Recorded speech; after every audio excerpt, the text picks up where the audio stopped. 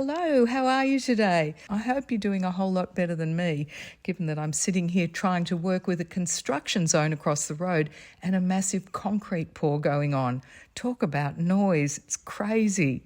Anyway, I'm sure you don't care about my woes. What you're here for are my guests. And today I'm going to introduce you to one very cool musician, songwriter and producer who's worked with artists like Patti Smith, the band, Badfinger, Psychedelic Furs and Meatloaf, just to name a few. He's the legendary 70s wunderkid, guitar guru, studio wizard and hitmaker, Todd Rundgren. What do you say we meet him? I start off by asking Todd how he got into music in the first place. Well, I wasn't very good in school, so I was lucky to get out of high school, and therefore I wasn't distracted by any of that higher education stuff. I had few choices in terms of what I could do, and I was lucky to get into a band right off. We didn't make a lot of money, but I stuck with it and I enjoyed it, and I didn't have big material aspirations. I just wanted to stay clothed and fed and play music. And I got, for some reason, I was always in the right place at the right time. I got my band discovered just because we were hanging out in a bar with Roger Daltrey and we looked like we were in a band. After that kind of fell apart after about 18 months, I was fortunate enough to get involved with the Albert Grossman organization at a time when they were like managing some of the biggest acts in the world, like the band and Janis Joplin and people like that. That's how my career started. It started more as an engineer and producer, and then I was making vanity projects for myself and accidentally had a hit record. That's how I wound up making records with my name on them. So the band you talked about was Nazz, right? Or was that Money before that? That was just my high school band, and we did maybe a couple of frat parties, but we never got, never recorded or anything like that. Right. No, Naz was really the first band that I did any recording with. And Nazz, as I believe, was really into the whole British thing. I find it incredible drawing on the music of people like the Beatles, and that you've come full circle and now spend your days touring with Ringo Starr's all-star band. Yeah, that was kind of ironic. My association with Ringo went like decade before at least his All-Star project. Ringo wasn't doing anything. He was just kind of idle and hanging around Hollywood, but he was friends with my manager. And there was this Labor Day event called the Jerry Lewis Telethon. And it was for, a particular cause. And Jerry decided he wanted to appeal to a younger audience. So they put together a band just for the sake of this telethon thing. And Ringo was in the band and I was in the band. This was like around 1978 or Right. 79. Right. So this was long before he started the All-Stars. And I think it had something to do with my eventual involvement. He asked me if I would be in the first All-Stars, but I was already on tour with my other band, Utopia, and couldn't do it. So I wound up on like the third tour and then the fifth tour in, I guess it was about 2008. It was around 2010, 2011 that I rejoined the band, and he liked that particular lineup so much that we toured for 5 years. So I got a whole lot of experience playing with Ringo. Incredible from where you started to today. But just to go back to Nazz for a minute, you formed that in 1967 and you were really reverent to the Beatles, weren't you? There was a lot of stuff coming out of there, but you saw your first hits come out of Nazz, didn't you? Well, by the time we had a so-called hit, it was a song from our first record, and it was the B-side to the song that we really wanted to be a hit, which was called Open My Eyes. And that was a song that, several bands have covered, not the least of which was The Move. There's a great recording of them playing it live. For some reason, the DJs flipped the record over and started playing Hello, It's Me, or Nazz version, which is much dirgier than the one you're probably familiar with. And I wasn't even playing guitar on it. I was playing vibes on the record. And that record started to take off after I had left the band. Like you said, the band only lasted 18 months, and as immediately as we finished our second album, I split. And so I did a few gigs with the band, but I wasn't actually in the band. We would just fly out somewhere, play a high school prom or something, and then fly back for a little while. And then eventually they found a replacement for me. You mentioned Albert Grossman and his incredible organization, which I guess was just fledgling at the time. The record company was called Bearsville Records. He was managing Bob Dylan and working with a whole lot of people, as you said. How did you manage to become his in-house producer and engineer? Well, their problem was that most of the people on the roster had been folk musicians. And they were very successful during the folk age, but then when the Beatles came along, it blew that all away. And so they needed somebody younger with a younger perspective to sort of modernize a lot of the in-house acts. And so they put me together with like James Cotton and Ian and Sylvia, as well as a band and Jesse Winchester, just essentially to make their approach to recording a little bit more contemporary, put it Right. that way. And it So, worked. for some of them, it worked. Yes, it was great experience for me. I mean, doing the Butterfield Blues Band and stuff, but that was a live record. I didn't really have much to do with the musical direction of the band, but I was such a fan of Paul Butterfield. It was one of the, like I said, I was in a blues band when I was first out of high school. And we used to go to a place called the Cafe A Go-Go in New York and see all of these blues acts, and these acts from England, where I saw Cream for the first time in this little Oh, room that held maybe 200 people. wow. So it was amazing to go from that, from being sitting in the audience, just being in awe of these people and these players, and then getting to, befriend them and work with them, stuff like that. It was a terrific experience. Yes, I'm sure it absolutely was. And then you decided to go out solo. Albert Grossman gave you a contract on your own, and you formed a band called Runt. Well, Runt was not a band per se. That was the title of my first album.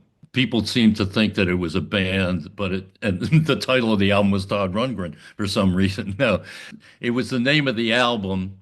It was a kind of a nickname, an evil nickname that I had to live with my entire life. There were Wow. worse ones, but but it was just a nickname, and so I thought Todd Rundgren's too hard for people to remember. Oh, okay. So I said, let's call the album Runt, which was my nickname.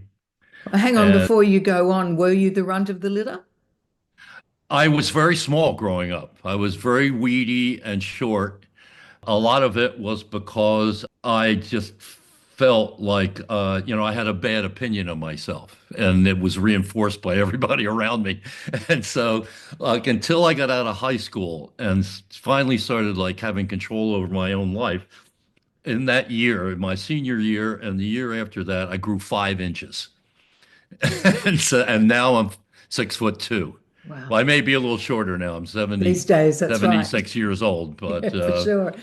but I peaked at 6'2". Right. And Ringo used to introduce me as the very tall Todd Rundgren. Very funny. And consequently, you got over all those complexes about having been called the runt, I'm sure.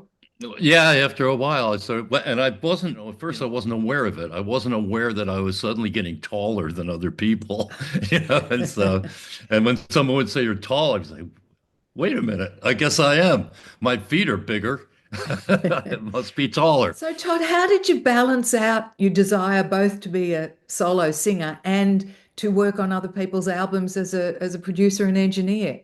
Did you just Well, cut your time between both? Well, it worked terrifically for me, especially in the early days when I had no kids. All I did was music. I might do two solo albums of my own within a year and a Utopia record and four productions. It's just, I was just in the studio all the time.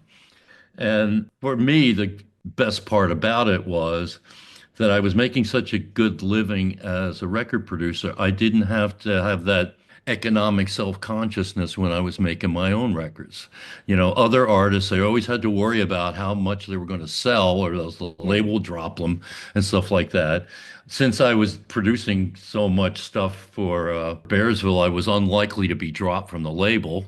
As a matter of fact, I had to fight to get off it eventually. And so I never thought about that when I was making records. And Right. it gave me this kind of liberty, this freedom that ultimately characterized the way I work, which is I don't ever think about the audience reaction to what I'm doing or whether there are hits on it or anything like that. I just think about the musical experience that I want to create. And as a result, I have no style.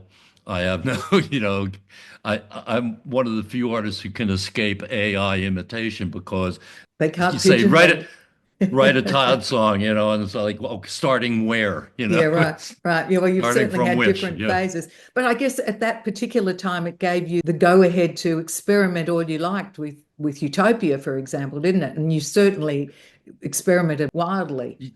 Yeah, well, that was also an opportunity at the time, I had a fascination with what was happening contemporarily in music, even if it didn't apply directly to me. In other words, I personally never went prog rock, but there was a certain point at which I thought, I invested so much time trying to learn how to play the guitar.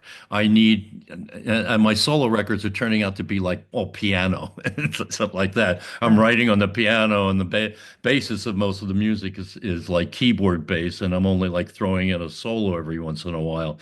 So I thought I need something so that I don't lose my chops, so that I stay kind of up to date as a guitar player, and that's why I started Utopia. And it also gave me the opportunity to dabble in prog rock and still do the kind of stuff that was more personal for my own records. Todd Rundgren had plenty of hits through the 70s and 80s, many of them becoming enduring contemporary standards. His hits always displayed his sharp commercial instinct, and he had no trouble attracting a cult audience that remained faithful for decades. For me, music has probably been a lot different than for maybe many other people that you would hear of in pop music, especially nowadays. I mean, nowadays nobody wants to commit themselves to be a musician when all they have to do is dress in hardly any clothes and shake your ass at the camera, and the next thing you know, you're in the movies or you got your own TV shows or something like that, or your line of makeup or shoes or Yeah, something, you know. I hear you. Yeah. Nowadays, people don't want to make that lifetime commitment to music. But for me, growing up, it was the only thing I did well. It was the only thing that I did better than other people, was understand music and have a sense of melody and be able to comprehend some of the more sophisticated stuff. And so it always came naturally to me. And when it turned out that I had a lifestyle that was, essentially making music and all the trappings around it, I thought, man, what else could I ask for? You were never commercially focused. You were always music focused and had that interest, as you said. You were completely self-taught, other than a few little lessons when you were a small kid? Yeah, yeah, I had some guitar lessons, which I quickly forgot, but they came with the instrument. My parents had to buy lessons in order to get the instrument cheap. Yeah, it wasn't that I was completely ignorant of the commercial concerns when I was working with other artists. They wanted singles, and so I had to be aware of, what went into a single and what was on the radio and that sort of thing. But my purpose was not to repeat what other people were doing, or just be redundant or say, I could do that, I just do it better. No, I have to do something. I Different. can't justify my existence by simply imitating other people. I have to do something that other people wouldn't do. Well, you managed to do that with aplomb, didn't you? Because you worked with so many artists and had so many hits, not the least of which was Badfinger and Baby Blue, which just skyrocketed up every chart everywhere. Yeah, well, that was, again, in a certain sense, right place, right time, because by the time we got to that record, they had already made they had made a whole album, which apparently Apple in America was not happy with. So they sent him back in the studio. That's when they went in with George Harrison and started a record. But then George got distracted by the concert for Bangladesh and the album and everything that went with that. And so that's when I got involved. And by then, the band was just exhausted and kind of did whatever I told them. They weren't happy about it, but I said, I'm not going to waste another year, trying to come up with a record. We have to have a record here. Let's do it. And Baby Blue was essentially the first song we recorded, the first new song that we recorded. So, there were other songs that George had recorded that we had to rework, and just maybe a couple from the original Jeff Emerick sessions that we reworked. So half of the album was new songs, and Baby Blue was one of them. You kept putting out solo albums meanwhile in your spare time, I guess, and you were certainly into doing a whole bunch of recreations from the 60s, bands like Yardbirds, Dylan, Beatles, Hendrix, Beach Boys. I loved your Resurrection of Good Vibrations. That became your first top 40 hit in 3 years. That was an awesome offering. That was weird, yeah. It was so literal, it was actually, it's exactly what I said that I don't do, try and imitate other people. But I was trying to, the purpose of it was not to show off necessarily what I could do in the studio, but to remind people what radio was like 10 years earlier. Because in the 60s, radio was still fairly independent, a lot of independent local stations, and the local DJs and program directors would decide what got played.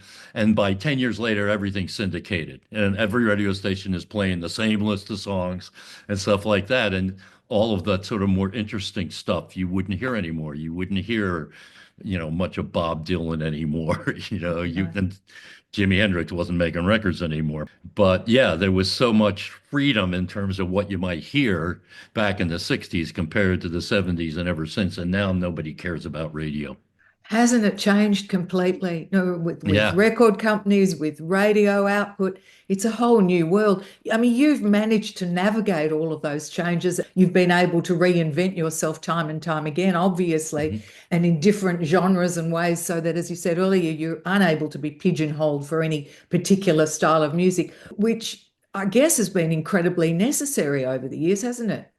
Well, it's given me a particular kind of audience, an especially loyal audience.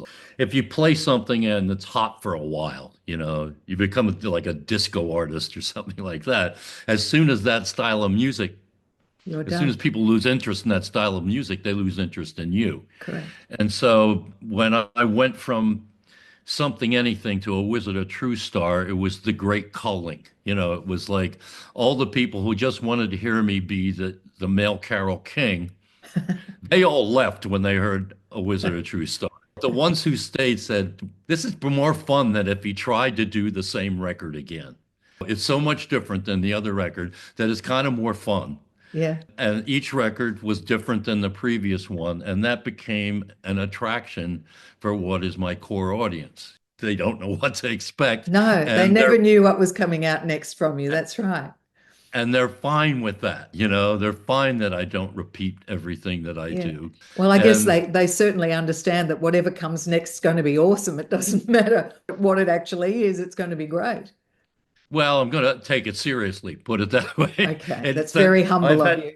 I've had some questionable moments as well. There are things that I probably should not have done, but I don't particularly regret any of it. It's all, again, it's a learning experience for me. It's a learning experience for my audience.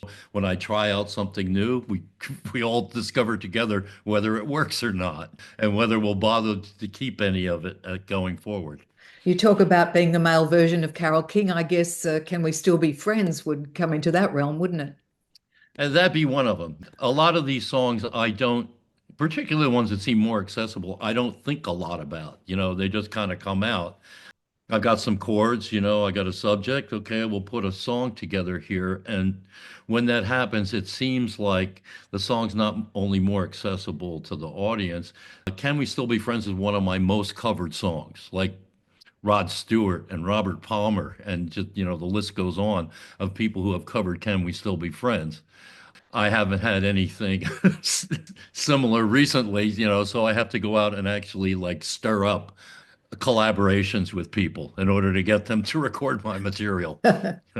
I'm sure a lot of people know how heavily involved you were with Meatloaf in the production of Bat Out of Hell. Can you Mhm. share a story or two about that? And I guess when you started out on that, none of you would have ever expected it to blow up like it did you? Well, I was the producer of Last Resort for them. Were you? They were about to give up because they didn't have recorded demos. They did live demos. And first time I saw it was all live. Steinman on the piano and Ellen Foley and Rory Dodd on backgrounds and Meatloaf running around the rehearsal studio. And they played essentially almost everything that was on the first record. And I think, reaction of most other people that heard it was, oh, the songs are too long. This guy is too weird and big and fat, and how is he ever going to be a pop star? That kind of, they had all kinds of, I guess, assumptions about, what could be done with the music. And when I heard it, I said, this is a spoof of Bruce Springsteen. And Bruce Springsteen was on the cover of Time magazine, the savior of rock and roll, blah, blah, blah. And I'm like, oh no, he's singing about motorcycles and switchblades and leather jackets and that kind of crap. I thought that was over in the 50s, rebel without a cause. And here it is back again. We're not making any progress. When I saw Meatloaf, I said, this is perfect. This will be a spoof of Bruce Springsteen. This will just take it way beyond, and everyone will see the melodrama, and the fact that that this is all kind of like, it's like the unrecorded soundtrack of Grease. It's something like that. And so in my mind, that's how I proceeded with the whole thing. It was, and how I managed to take it seriously. It was a serious spoof of Bruce Springsteen. Did he ever find out that that's what had been in your mind? Well, I've said it in public enough times, But and I think, you haven't heard back from yeah. him. Oh, Bruce Springsteen. He and I don't talk for some reason. I don't know. I You think met it him could have once. anything to do with that? No, I've met him once, but we're not in the same circles. I mean, he's up in this peripatetic. He's got his giant posse and stuff like that. It's like he plays arenas and I play theaters. That's pretty much it. We never cross You paths. never cross paths. Nonetheless, the inspiration served Todd well, because we all know what became of Bat Out of Hell. Meatloaf's recording sold over 43 million copies worldwide, making it one of the best-selling albums of all time. It was certified 14 times platinum and spent a whopping 522 weeks in the UK Albums Chart, the fourth longest chart run by a studio album. In 89, you released Nearly Human, which was again a very different sort of sound for you, wasn't it? Well, by the time the process of record making got to the end of the 90s, people had gotten too crazy with like overdubbing and multi-tracking. I mean, by then, Steinman took over like working on Meatloaf records, but he'd always ask me to come do background vocals. And I'd go to the studio and there would be tapes from floor to ceiling along every freaking wall because he'd be running 3 machines at once, virtual 72 tracks of stuff. And I thought, how do you sort that out ever? How did they go through all of that to figure out what they wanted to keep? And I thought, man, this overdubbing thing and the tracks and stuff like that, it's just getting out of hand. So I thought, I want to do a record like they did it in the old days, where everybody plays at the same time and there's no overdubs. Really the old-fashioned way. Yeah, it was one of the major musical experiences of my life because unlike almost every other record that I had made, you don't know what the final product sounds like until the last person has put their overdubs on. Then you try and get objective about it and listen to it all together. But when you're recording it all live, no overdubs, you realize at a certain point you're listening to the record. You're performing it and listening to it at the same time. You're hearing while you're doing what everyone else in the world is going to hear. And it's such a weird feeling. It's just mystical. And it's hard to focus on what you're doing because you realize I'm making the record in real time right now.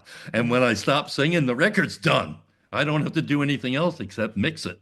There's always that tightrope when you're doing stuff live. It puts you in a different place, but it's the reason why you have the privilege of being paid to do it. People pay to see a performance. They don't pay to see you do what they do in their own everyday lives. They pay to see you do something where when you start it, you can't stop. You can't say, oh, I got to go to the bathroom now, or I'm tired, I'll take a nap. You have to do it from beginning to end. That's sports, that's musical performance, that's acting on stage and stuff like that. Once you start, you can't stop. You can't break the spell. How many albums have you put out, Todd Rundgren, under your own name? I'm up to 25. You got a different count? Well, there are some independent albums and other albums. There are albums that I think have only been released in certain territories. So the count is over 30, but I haven't really tallied it. You just keep on going. Amazing. You did recently a celebration of the Beatles' 1968 double album with the tour. It was 50 years ago today, which was awesome. It was a tribute to the White Album featuring people like Mickey Dolenz, Christopher Cross, Well, and fortunately, we did another Beatle tour after that. I always consider the White Album the Beatles' worst album. so do You I. know, it just, well, it's like four soloists at that point. You suddenly realize all this Lennon McCartney stuff. It was either mostly Lennon or mostly McCartney. And then when they stopped pretending that they were writing it all together, it just became really obvious. So at that point, it was kind of a document that journaled the breaking up of the band. But it was also, kind of the beginning of George Harrison's career. People started saying, oh, George has got some interesting things to say. So in that sense, it was an inevitable thing. But I thought, in terms of Beatle records, it was not a very good record. It was flabby. There was a bunch of junk in there that didn't need to be there. Right. And of course, John and Yoko's experiments, which had absolutely nothing to do with the Beatles. Number nine, what the hell's that mean? So, Yeah. but we did another tour, some of the same personnel, but we did another tour since then, which was Revolver and Rubber Soul, their best records. I feel much better about having done those, tributes after we got to do Revolver and Rubber Soul, because that was the Beatles when they were evolving into something. They were getting really serious as musicians, and they were being really exploratory and discovering new genres that people had yet to actually start to mine in musical terms. Yes. So that material I love doing.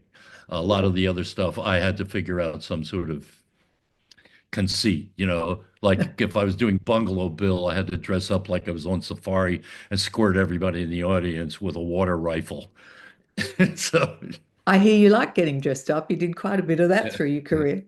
oh yeah, well, I think it's part of the aspect of performance. It's always bothered me when bands just get up there in their street clothes, or just kind of like go into your own world and roll up your eyes and stand there and don't do anything but sing. It's fine, but even opera singers don't do that.